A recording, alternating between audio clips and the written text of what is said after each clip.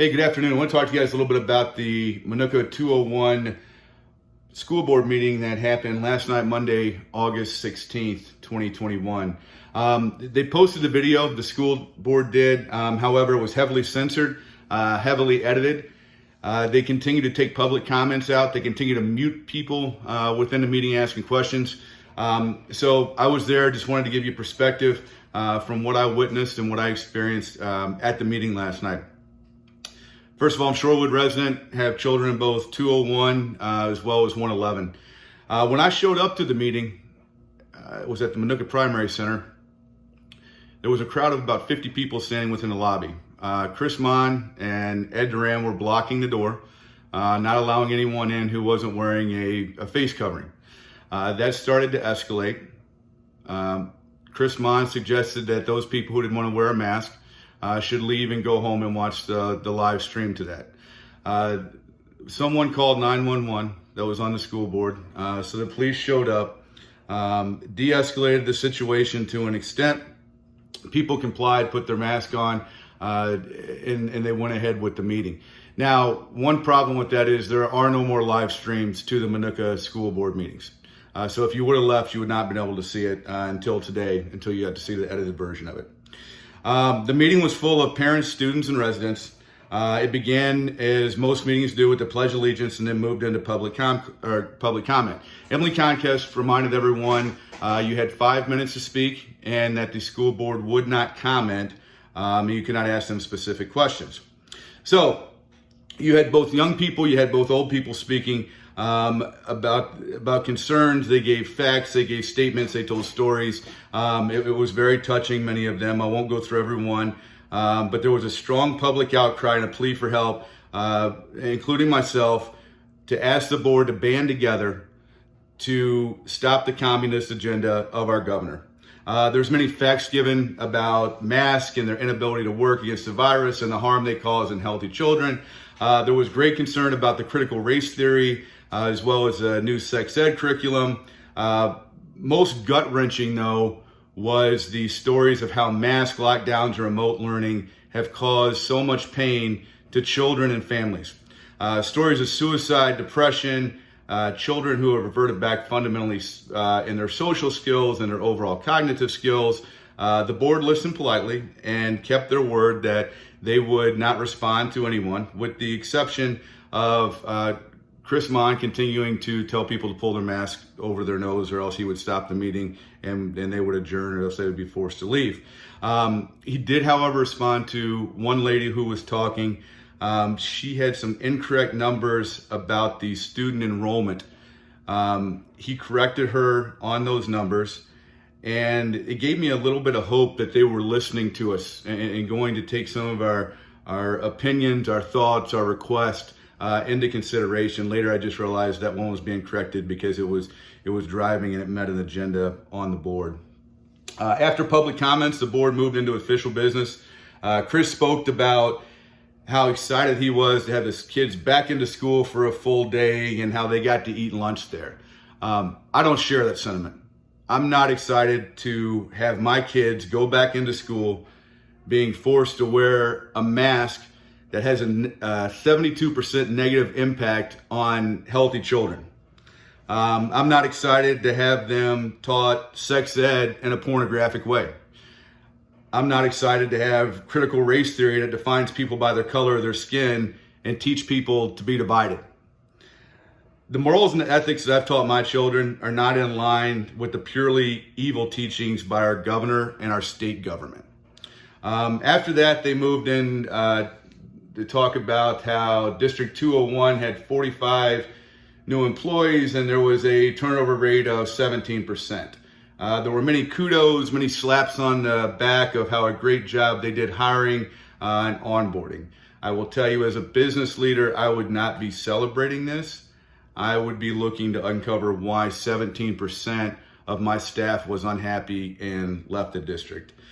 You can go back through and watch the rest of the video. Most of that was unedited, where they covered budgets, updates on code of conduct, back to school guidelines, janitorial updates, installation of air purifiers, and there was a technology review. Now, as all of this is happening, and I'm watching these people, I can't help but think back to the irony that I'm witnessing right now. I'm sitting in front of a school board whom is likely unwilling to stand up for our children and fight for them. And right behind them, there's an American flag that an hour ago they said to pledge allegiance to. That is a pledge for liberty, and the people just said it. Now they're sitting below it, and they're not going to do a damn thing about it. And a lot of that is either due to their political agenda or the fact that they're absolutely spineless and they won't stand up and take a stand to what we have going on. The other thing that the other flags that were back there in the background, and this is so ironic, you've got a prisoner of war flag missing in action, and then you have all the branches of the service.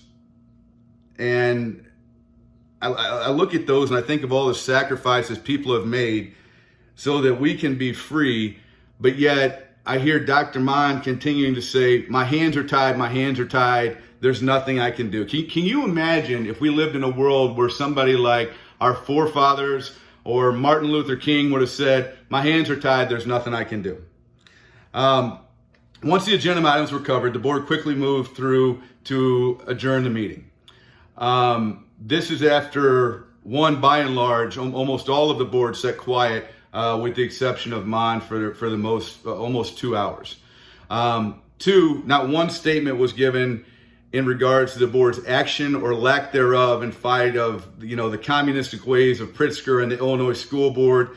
They're allowing our children, people, to be used as political bargaining chips. When questioned about any of this, the board quickly ended the meeting and tried to flee. This created chaos of parents yelling pleas for help as well as criticism. I've heard comments from other parents that this is not the way to handle the board, that parents shouldn't be yelling at them and that they feel sorry for them. You guys need to understand that there's a certain group of parents who have been providing them facts and information month after month, asking for their help, and nobody's helping them. No, not anybody on the board is stepping up. Nobody's taking a stand. I will tell you, if Chris Mon had half the passion he did of telling people to pull their mask up and that his hands are tied as he did about fighting this communism that we're going through right now, we would be in a lot better shape.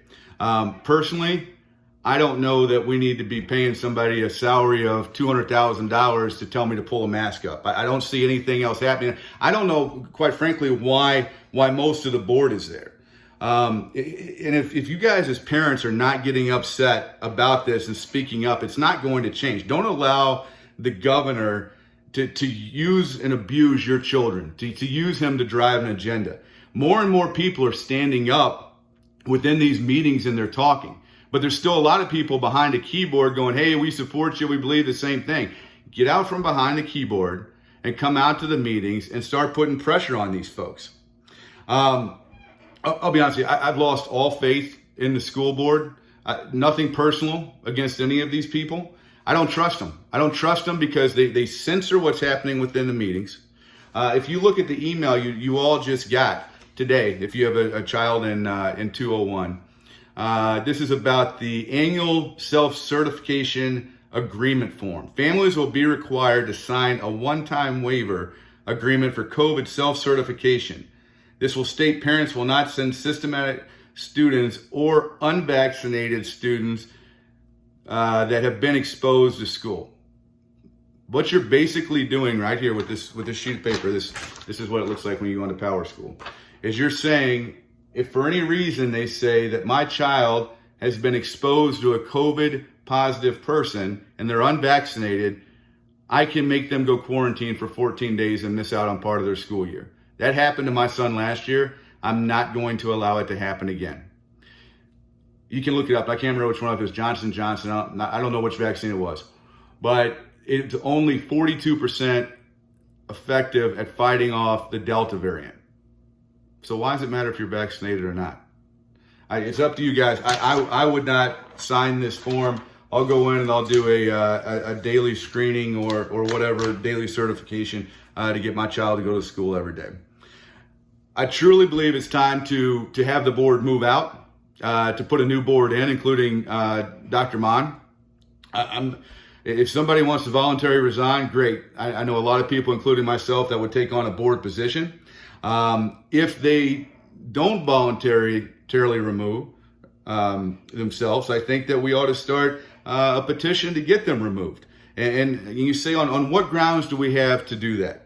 One, let's start with the videos that they censored from last night's meeting.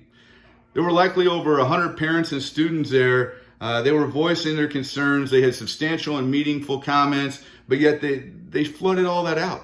So what they're doing is that they're censoring all the good information and the people fighting for our children to drive an agenda that's not for the betterment of your child. They're censoring it to manipulate your thoughts, and we have a lot of that going on in the world right now. So there's one reason for you. Here's another reason. Let's look at the process for the last board member appointee. That should be under investigation. Take a look at Vanita Voss's background, and you decide for yourself if you think that was a politically driven decision or if that was done in the best interest of this school district as well as this school board. This board's not in it for their students. They're absolutely not in it for their students. And I will tell you, they are in it for themselves, who are providing a political agenda. But it's time to wake up, people. More of you need to join the fight. More of you need to stop listening to, I'm going to allow somebody to tell me my hands are tied and I can't do anything. You are a elected government official to be on the school board. And we're paying a hefty salary behind that. Why are we paying that salary if your hands are tied and all you do is follow what comes out of Springfield? So, guys, those are my thoughts. I wanted you to have a few more other than the heavily censored video that's out there on YouTube today on the meeting. Thanks for listening.